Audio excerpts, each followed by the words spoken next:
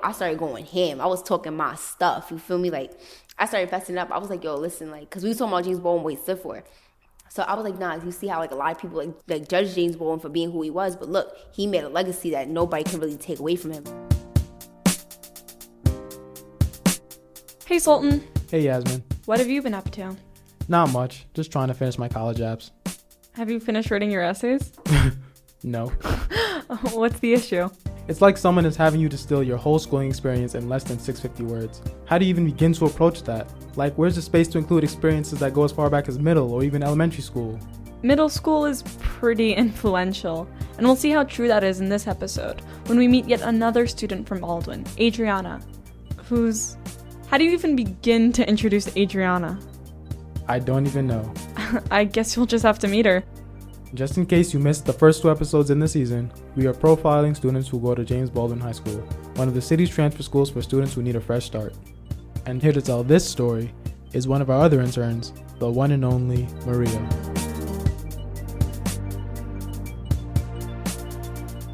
We're sitting in a circle with students from Baldwin who are meeting for the first time. The icebreaker question is, if you had a talk show, what 2 people, living or dead, would you have on it? As we're going around, there are some predictable answers. Obama, Oprah, Beyonce, Hitler was mentioned out of nowhere. I know, right?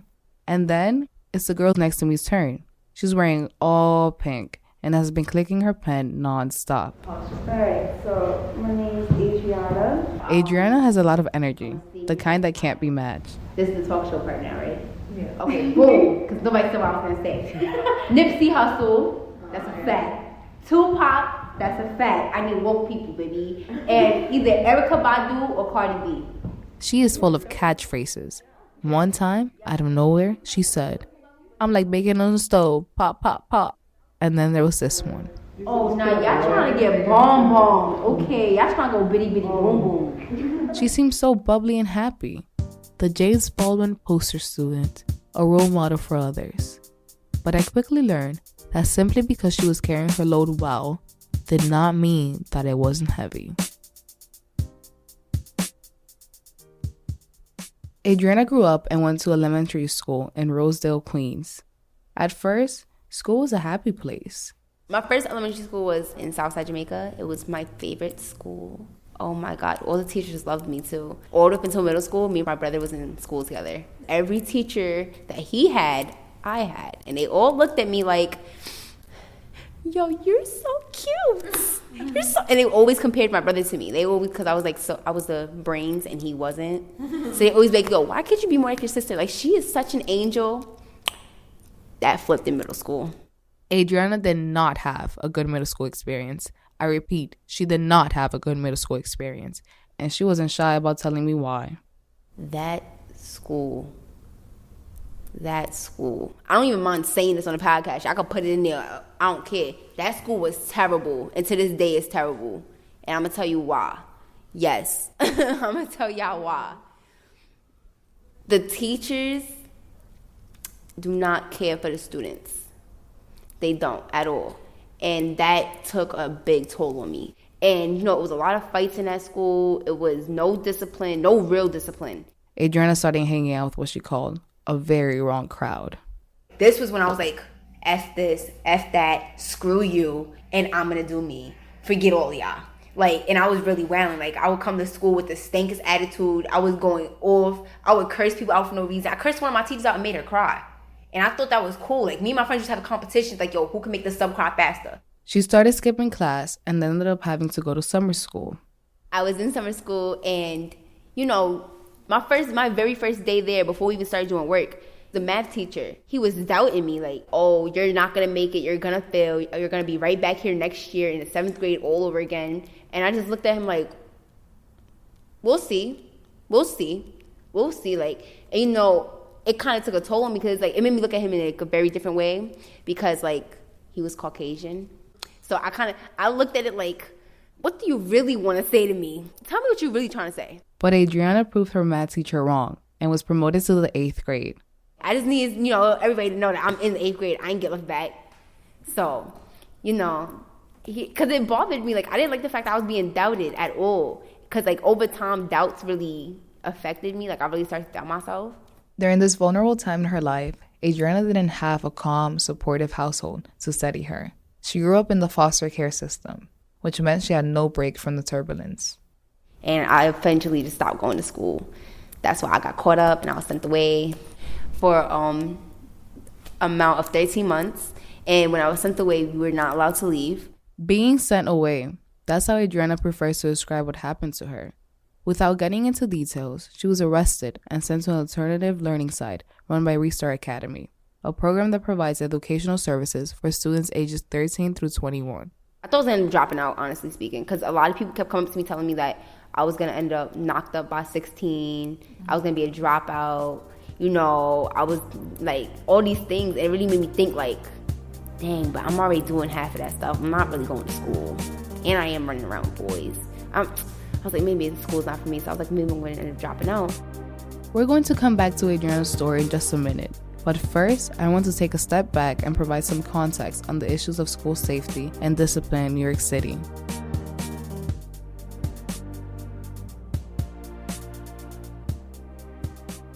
Let's go back about 2 years, to March 2018.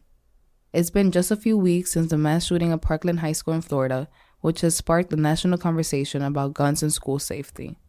New York City Mayor Bill de Blasio and First Lady Chirlane McCray decided to host a town hall on school safety with high schoolers from across the city. Well, hello, everybody, and welcome to this town hall meeting. The mayor and First Lady are sitting in the middle of a packed gymnasium, and after some opening remarks, they take questions from students.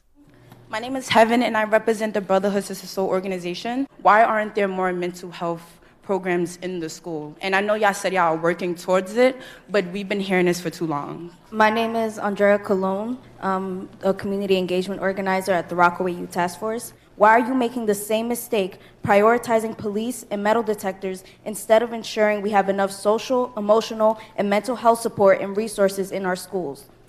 The themes you hear from Heaven and Andrea come up over and over again.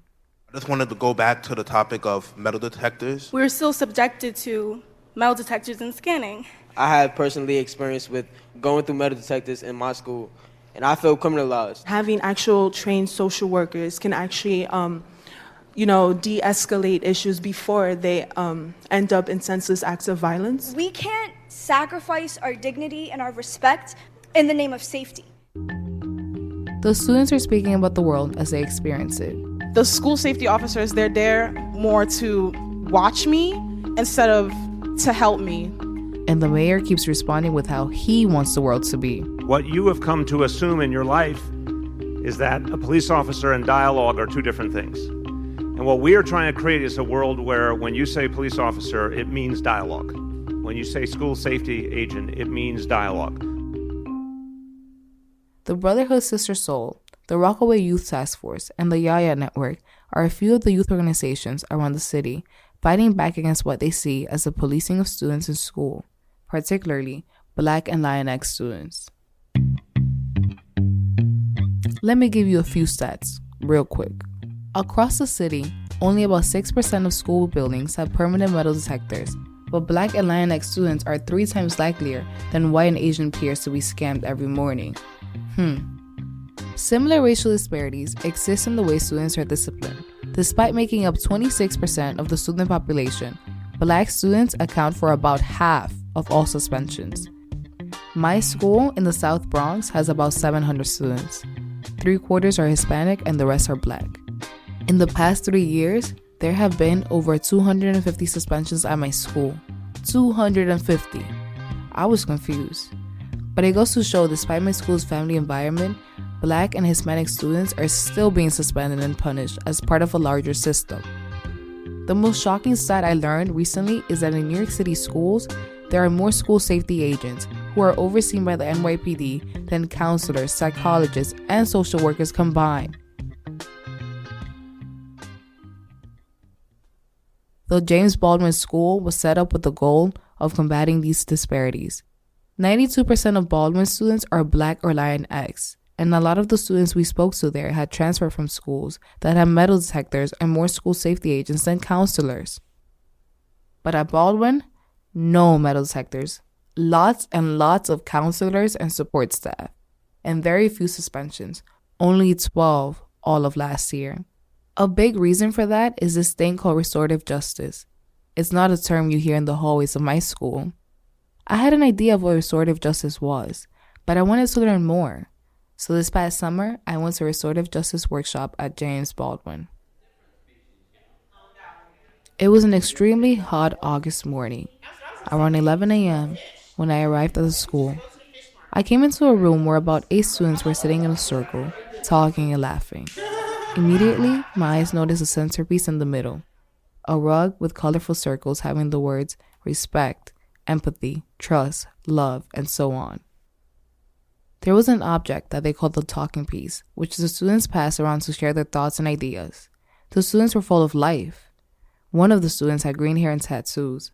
Another student had blonde highlights and wore a neon shirt of Michelle Obama's graduation picture. So using circles is traditional healing method that the First Nations people of Canada have used was used to disrupt mass incarceration. This is the facilitator Tyler Brewster, who used to be the restorative justice coordinator at Baldwin.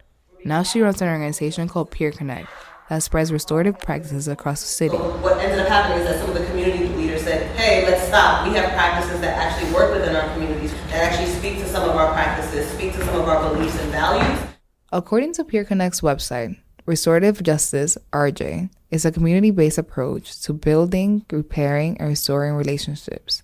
Restorative justice is about community members taking responsibility, making amends, and healing, all of which help keep students in school even when they misbehave. During one of the breaks in the workshop, I pulled 3 students into another room to talk about what restorative justice means to them. I would say that restorative justice is just like restoring harm that's been done to like an individual or like a group of people. This is Zion. Recognizing that like conflict does happen, and like the way to solve that conflict is by being communal and like understanding of each other and our differences. And this is Sivan. If someone do bad to you, it's really hard for you to do good to them. So it's just like, it's a domino effect.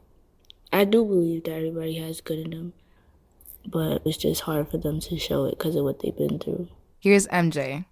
I think the purpose of restorative justice is to not only end punitive responses to conflict in schools, but to kind of bridge the gap in the relationship between the student and the teacher, and giving students a voice to express what they're going through and the kinds of changes that they want to see. I came into the session thinking that restorative justice was just a process that kicked in after a student had done something bad. I was wrong. It was more about prevention, mediation, and self-growth. Listening to Sivan, MJ, and Zion talk about restorative justice helped me realize how much I wish my school was involved in a program like that. It also helped me identify the ways restorative practices showed up at Baldwin, little things that I hadn't noticed before. The arrangement of tables and chairs, so that students are often in circles and not in rows. The fact that there are no uniforms and that students call teachers by their first names. The fact that teachers try to keep the fluorescent lights off and rely on the natural light from the windows. Or how there's this teacher who walks up and down the hallway during transitions, gently tapping a small gong, as opposed to a loud, obnoxious bell sound. It suddenly all made sense. These choices were not random. They all come from a philosophy grounded in restorative practices. The question you are all probably thinking is, how well does it all work? Can a school that embraces this type of philosophy help students with a history of disciplinary infractions get back on track? Can it put a student like Adriana on a different path?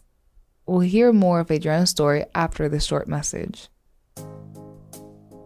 I'm Adrian Uribarri, co-founder of The Bell, which produces Miseducation. Our goal was to create a platform for students to tell real stories about how education issues affect them. Our listeners have made that possible. So we want to thank you for your financial support. And if you're listening for the first time, we want to thank you too. If you like what you hear, consider a tax-deductible donation to The Bell.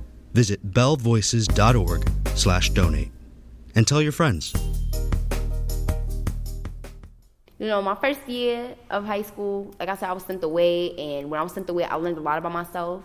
And it taught me a lesson rather than breaking me. It taught me a lesson. So to this day, like, I do what I do, but I do it smarter.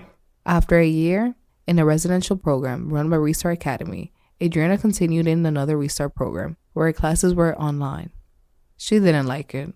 She said she got through a semester's worth of material in a week. My second semester, I intentionally failed because I knew if I would have passed, they would have sent me off as a graduate, and I wanted to have like a regular high school experience. Adriana wanted teachers and classmates. She wanted to participate in clubs, make friends, and go to prom. And that desire is what led her to the James Baldwin School. You know, my first few minutes, I was very nervous because when I came in, I was like, oh my God, I walked to a room. It was kind of like how you guys were set up. When you guys came in here, it was like everybody was in a circle. It was like that. It was exactly like that. And, you know, but everybody was talking to each other. Everybody knew everybody. And I'm just like, dang, like, I'm the only person in here who don't know nobody. Like, I look crazy. So I just got on my phone. I was like, yo, I'm just going to stick on my phone, man. Like, I don't know y'all. And I know y'all don't want to talk to me. And, you know, when I came in, I was like, they was like, yo, what's your name? What's your name? I said, Malaysia. But then a lot of kids in the school, they don't go by their regular names. And the teachers will call them by, you know, a different name. And I would ask them, I was like, why do y'all do that? And they was like, so that way a student feels more comfortable. So I was like, oh, well, can you guys call me Adriana instead of Malaysia then? Because, like, a lot of people made Malaysia feel bad. So it was like, you know, this is like my new fresh start. The class sizes were small, but what really drew Adriana in was the school's philosophy about restorative justice. Adriana, the girl who used to run with the wrong crowd, who was wilding at school, found a home in the restorative practice coordinator's office, where she helped build those restorative practices across the school. And let me tell you, she was good at it. Everybody looked at me like a role model in the school, so I kept that mentality. She grew into a respected leader, which many people doubted her to ever become. Specifically, Adriana joined what's called Decision Council. Decision Council is more like, okay, so what can we do to help, like, you know, the juniors get more involved with the school? Or what can we do, you know, to help these students actually engage with their teachers and feel comfortable with certain teachers? As a team, we help lead the school. You know, we carry the weight of the school. But, you know, it's worth it at the end of the day. As long as, like, I reached out to somebody, or as long as, like, my work has affected somebody else, then I feel accomplished. It wasn't hard to tell that she was vital to James Baldwin's community. Just listen to her talk about her friend Egypt. Egypt? She actually never used to talk as much, believe it or not. But she came out of her shell, and I told her, I was like, girl, sparkle. Like, you gotta push that voice. Like, no matter what, no, even there's gonna be people in this school that don't want to hear it. It's gonna be people in the world that's not gonna want to hear it. But you gotta put your foot down and make it heard anyway. You feel me? Like, she do, and I'm like, yes, that's what you do, sis. Like, I'm proud of her. I'm glad she came out of her shell now. The staff at Baldwin were quick to compliment Adriana's contributions to the school. Adriana, she's funny. I like her a lot. She's such a strong girl. This is TJ, who you heard from briefly in episode 2. The guy that seems to do everything at the school and served as our guide when we would go visit. I know she's been through a lot, and that's what makes her very strong. But she's here all the time. She's here an hour before school starts every day. She's also very inclusive. I've rarely seen her in conflict, if any at all.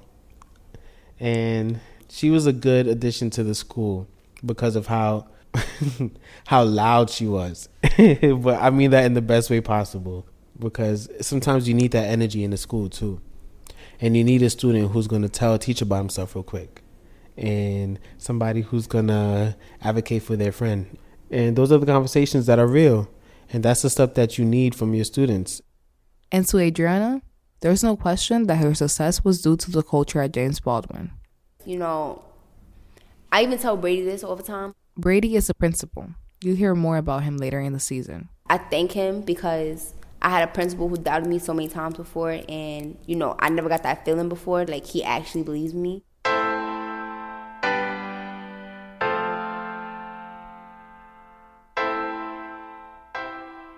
Last June, Adriana walked across the graduation stage, and now she is in her freshman year of college. She recently sent Brady, her principal, an email update that she told us we could share. Here's what it says. I am at SUNY Canton, currently in the process of forming a business on my college campus. I will be selling lip glosses, chapsticks, lip scrubs, and lip plumper. Grades looking good like always. I got an 85 on my psychology test. Boom. I missed you guys so much, in all caps. Adulthood is hard. Followed by parentheses, whiny baby voice. I admire Adriana's resilience and strength, but most of all, her optimistic attitude. She always continued to push through and keep on smiling the whole time. I can't help but think how much easier things would have been for Adriana if she had a school like Baldwin earlier on, if she had restorative practices and adults she could go to for support in her middle school. And while Adriana ended up at James Baldwin, where she flourished clearly, I can't stop thinking, what about the students who don't?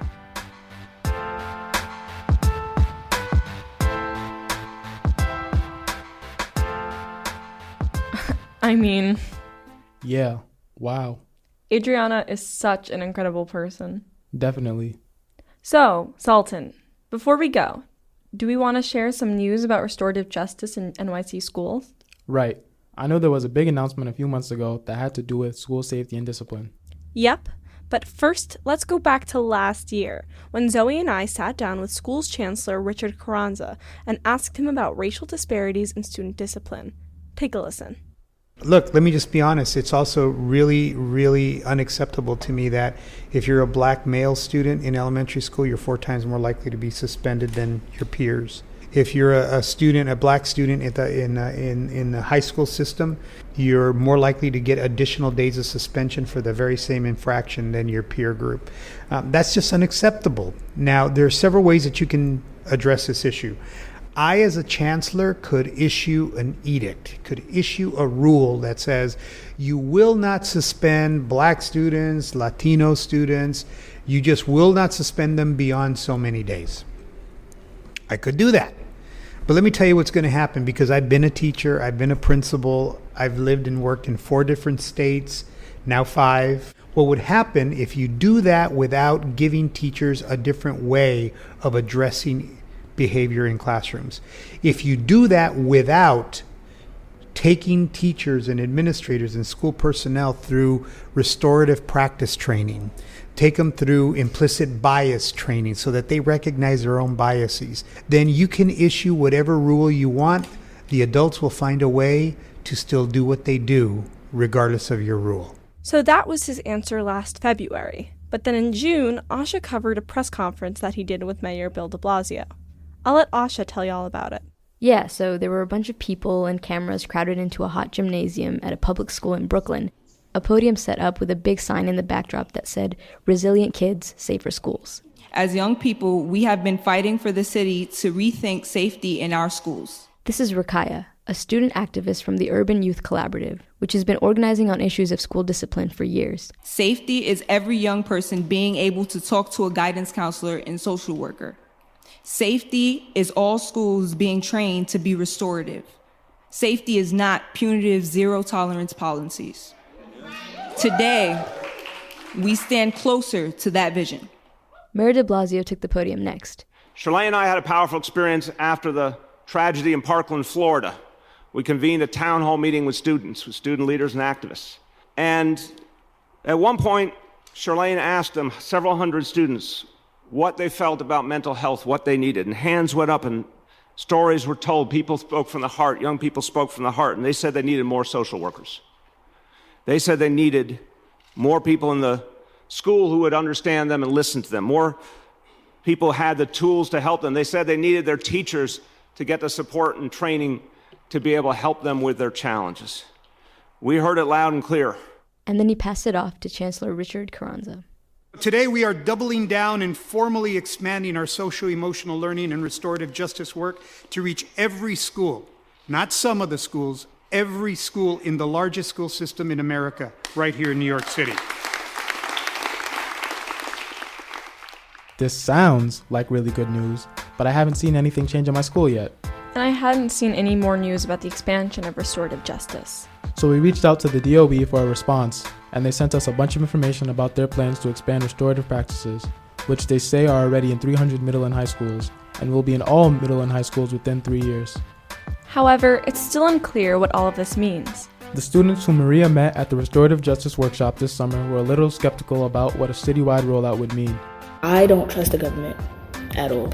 They're gonna do certain things in a certain way that is supposedly restorative justice, but it's really not. It's just restorative justice for them and not for us. Like, who's doing RJ in these schools? Like, is it people you hire? Like, is it just people like that don't know anything about RJ? Like, is it deans, or like, are you actually like hiring like people who know a lot about RJ? Yeah, I mean, RJ is a great thing. I just hope that it being implemented doesn't mean that it gets like changed into being something that's trying to pass for restorative justice. And I think that we also need to acknowledge that even though we live in the most diverse city in the world, it has the most segregated school system in all of the country. And I don't know, I just hope it's actually restorative justice and not another way to make black and brown kids not want to come to school. To be fair, the overall number of suspensions did drop by 10.5% in the last year, and anecdotally, the shift to restorative justice seems to be a big contributor to that drop. We'll keep you updated on the DOE's plans if we hear any new information. If you're interested in hearing more stories from the perspective of students, you should make sure you are subscribed to Miseducation on your podcast app so you never miss an episode. And for behind-the-scenes content, be sure to follow us on Twitter and Instagram at MisEducationPod. This episode was written and reported by Maria de los Santos, edited by Sarah Garland, and produced by Taylor McGraw. Original music is from the students at Building Beats, which you can learn about more in the show notes. Miseducation is a program of the Bell in partnership with the Hechinger Report. Big thanks to the Pinkerton Foundation, the Summerfield Foundation, and FJC. We'll be back soon.